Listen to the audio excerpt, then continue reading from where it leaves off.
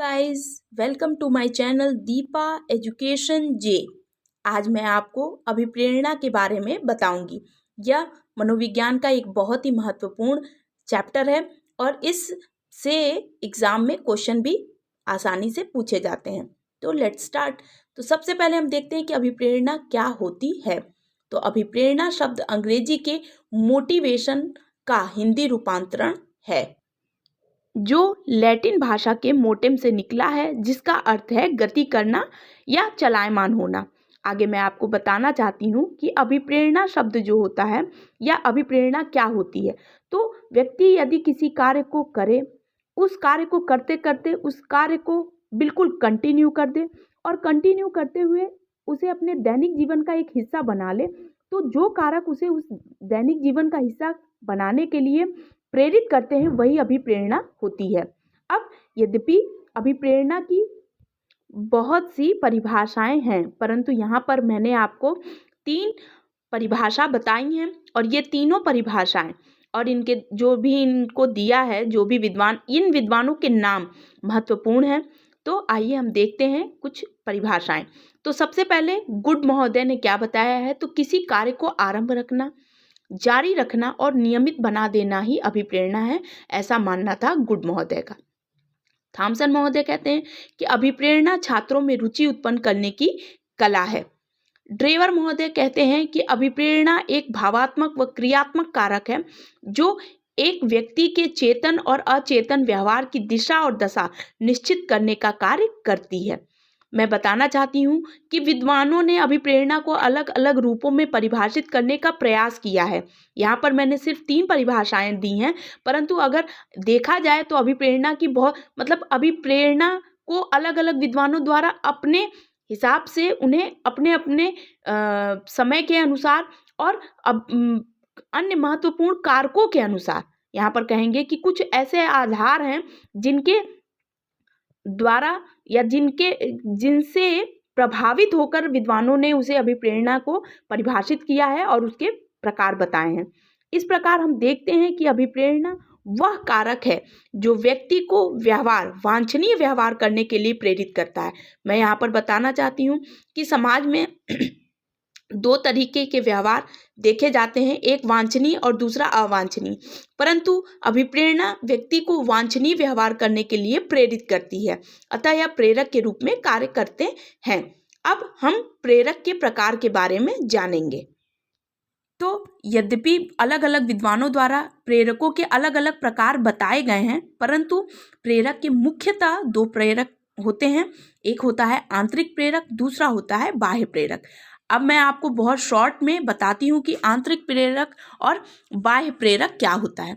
तो आंतरिक प्रेरक, यदि कोई बालक या बालिका स्वतः पढ़ते हैं, अगर वो बिना किसी कहे पर, जैसे माता पिता द्वारा या किसी टीचर द्वारा या किसी शिक्षक द्वारा या किसी संगठन के द्वारा उन्हें प्रेरित नहीं किया जा रहा है, बल्कि वह आंतरिक रूप से प्रेरित है कि यदि वो पढ़ेंगे तो उन्हें ऐसा करना है, तो ये प्रेरणा जो उन्हें किसी बाह्य रूप से नहीं मिली है, वो आंतरिक प्रेरक हो जाएंगी।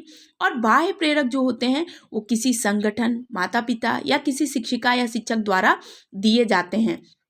बाह्य प्रेरक यद्यपि कहीं ना कहीं बालक या बालिका में एक प्रशंसावश या लालचवश उसे प्रेरित करते हैं कि यदि तुम कक्षा में प्रथम आना चाहती हो या तुम अगर प्रथम आ गई तो तुम्हें यह सम्मान मिलेगा, यह पुरस्कार मिलेगा। तो ये प्रेरक जो आपको बाहरी रूप से प्रभावित करते हैं, वो बाह्य प्रेरक कहलाते हैं। अब आगे हम अभिप्रेरणा के सिद्धांत के बारे में जानेंगे। तो अभिप्रेरणा के सिद्धांत, आंतरिक प्रेरणा का सिद्धांत किसने दिया? हॉर्लो महोदय द्वारा। अभिप्रेरणा का द्विकारक सिद्धांत हजबर्ग द्वारा दिया गया। अभिप्रेरणा का प्रोत्साहन सिद्धांत वॉल्स और कॉफमैन द्वारा दिया गया।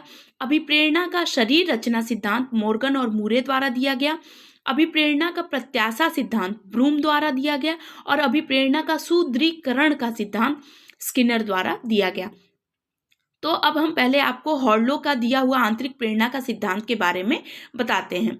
तो सबसे पहले हॉर्लो महोदय ने बताया कि यद्यपि इन्होंने अपना कुछ माने सिद्धांत जो है वो कुछ बंदरों पर प्रतिपादित किया और इसके आधार पर उन्होंने ये बताया कि भले ही व्यक्ति या कोई भी व्यक्ति जो है किसी कार्य को करने के लिए पहले तो हो सकता है कोई लालचवश करे, परंतु बाद में उस कार्य को करते करते वो उसे करने के लिए आंतरिक रूप से प्रेरित होता है। ये हॉर्लो महोदय का आंतरिक प्रेरणा का सिद्धांत में था। अभिप्रेरणा का द्विकारक सिद्धांत हजबर्ग द्वारा दिया गया।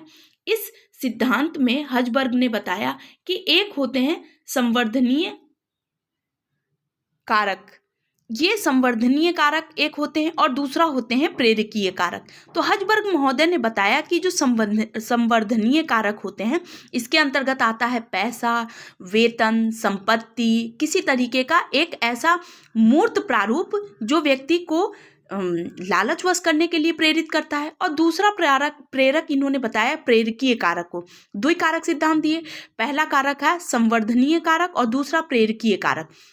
अब प्रेरकीय कारक क्या होता है, तो इसमें इन्होंने बताया कि जब हम समाज में निकलते हैं तो एक समाज में सम्मान, पहचान, निर्णय में भूमिका और किसी बात को तर्क करने के लिए या उस पर चिंतन करने के लिए जो कारक दिया है वो है प्रेरकीय कारक।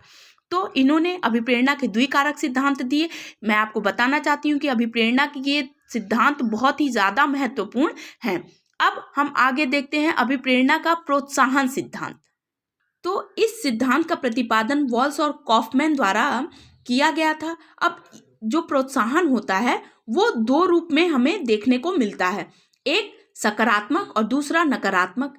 अब सकारात्मक प्रोत्साहन जो होता है वो सकारात्मकता की ओर बढ़ाता है, जबकि नकारात्मक प्रोत्साहन या ऋणात्मक प्रोत्साहन थोड़ा नकारात्मकता। कैसे?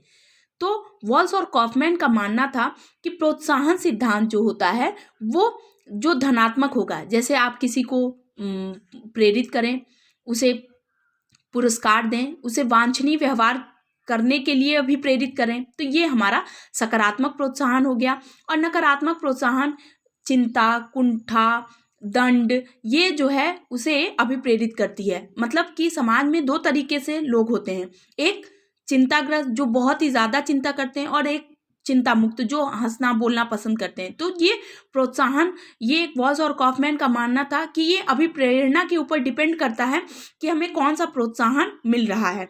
तो हम यहाँ ये जानेंगे कि अभिप्रेरणा का प्रोत्साहन सिद्धांत वॉल्स और कॉफमैन द्वारा दिया गया था। अब अभिप्रेरणा का शरीर रचना सिद्धांत बहुत ही ज़्यादा महत्वपूर्ण है। क्यों? क्योंकि इसे मॉर्गन और मुरे ने दिया। अब शरीर रचना सिद्धांत का देने का आधार इनका क्या था? तो मॉर्गन और मुरे का ये शरीर रचना सिद्धांत व्यवहारवादियों के खिलाफ आया। अब व्यवहारवादियों के खिलाफ क्यों आया? क्योंकि व्यवहारवादी, हम सीडीपी में पढ़ते हैं कि व्यवहारवादी जो है वो किसी बाहरी उद्दीपक को महत्व देते हैं कार्य रचना में, परंतु इनका मानना था कि बाहरी उद्दीपक से भी ज़्यादा महत्वपूर्ण जो होती है वो होती है हमारे शरीर से उत्पन्न हुई वो कारक जो, अब जैसे कि थॉर्नडाइक महोदय व्यवहारवादी थे, उन्होंने बताया कि भूख लगी है तो बिल्ली ने रोटी या जो भी टुकड़ा रखा था वो उसे प्रेरित किया, जबकि मॉर्गन और मुरे का मानना था कि नहीं, बल्कि शरीर से उत्पन्न हुई भूख जो है वो व्यक्ति को कार्य करने के लिए प्रेरित करती है। तो मॉर्गन और मुरे व्यवहारवादियों के खिलाफ इस सिद्धांत को प्रतिपादित करते हैं। इन्होंने बताया कि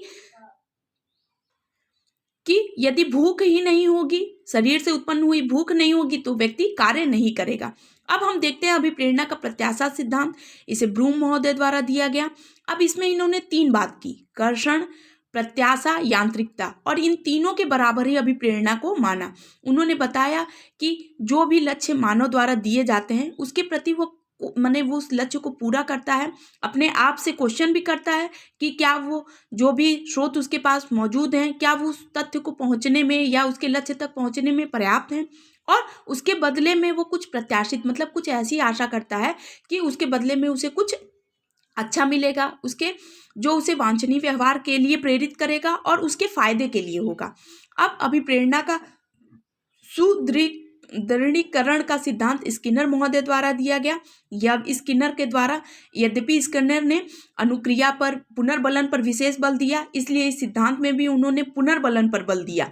तो अभिप्रेरणा का सुदृढ़ीकरण का सिद्धांत स्किनर महोदय द्वारा दिया गया है। अब हम अभिप्रेरणा के कुछ महत्वपूर्ण तथ्य को जान लेते हैं कि ब्रूम का प्रत्याशा सिद्धांत कर्षण प्रत्याशा यांत्रिकता के बराबर अभिप्रेरणा को मानते हैं। मैक्स ग्रेगर ने अभिप्रेरणा का खंड अ और खंड ब का सिद्धांत दिया। अब खंड अ सिद्धांत जो है वो शिक्षक केंद्रित पक्ष और खंड ब प्रजातांत्रिक पक्ष। तानाशाही पक्ष इसको इसलिए कहा जाता है क्योंकि शिक्षक केंद्रित पक्ष में शिक्षक अगर तानाशाह है तो जाहिर सी बात है कि बालक उसमें पैसिव हो जाएगा और पैसिव की स्थिति में बालक कोई भी क्रिया को निष्क्रिय करेगा और ऐसा पक्ष जो है वो तानाशाही पक्ष है और इसमें बालक निष्क्रिय रहेगा। जबकि प्रजातांत्रिक पक्ष में बालक सक्रिय भूमिका निभाएगा और अभिप्रेरित होगा। तो मैक्स ग्रेगर ने दिया है ये पक्ष तानाशाही पक्ष हो गया और प्रजातांत्रिक पक्ष जिसमें शिक्षक नहीं बल्कि बालक सक्रिय होगा, बालक ही महत्वपूर्ण भूमिका निभाएगा और करके सीखने पर बल देगा। तो मैक्स ग्रेगर ने अभिप्रेरणा का ये 2 खंड में सिद्धांत को प्रतिपादित किया है। अब मैस्लो की 5 मांगों को 3 मांगों में एडल्फर का सिद्धांत परिवर्तित करता है और ये मांग है अस्तित्ववादी मांग, संबंध मांग और समृद्धि मांग। अब क्या होती हैं ये मांग, क्या होती हैं मैं आपको बताती हूँ। अस्तित्ववादी मांग जो है वे मांग होती हैं जो किसी भी व्यक्ति को जन्मजात मिली हैं, जैसे भोजन, पानी, भूख, प्यास, नींद, आलस, ये सब अस्तित्ववादी मांग है। संबंध मांग जैसे कि परिवार, रिश्तेदार, नातेदार, दोस्त, इनकी जरूरत, इनकी मांग होती है। और समृद्धि मांग में संपत्ति, वेतन, लक्ष्य, संपत्ति, सफलता और वे समाज में निर्णय लेने की भूमिका भी इसी मांग के अंतर्गत आती है। तो इस प्रकार हम देखते हैं कि अभिप्रेरणा का ये चैप्टर कंप्लीट होता है। अभिप्रेरणा की ये सिद्धांत, ये महत्वपूर्ण तथ्य बहुत ही ज़्यादा महत्वपूर्ण है आपके एग्जाम के पॉइंट ऑफ व्यू से भी, और मैंने इसे बहुत ही इजी लैंग्वेज में लिखवाया है जो आपके लिए बहुत ही ज़्यादा हेल्पफुल होगी। तो आई होप ये वीडियो आपको पसंद आए। अगर मेरा ये वीडियो आपको पसंद आए और तो प्लीज़ मेरे चैनल को लाइक कीजिए, सब्सक्राइब कीजिए, शेयर कीजिए। आगे भी मैं आपको ऐसे ही सरल शब्दों में लिखा हुआ सिद्धांत और महत्वपूर्ण तथ्य के बारे में बताऊंगी। Thank you.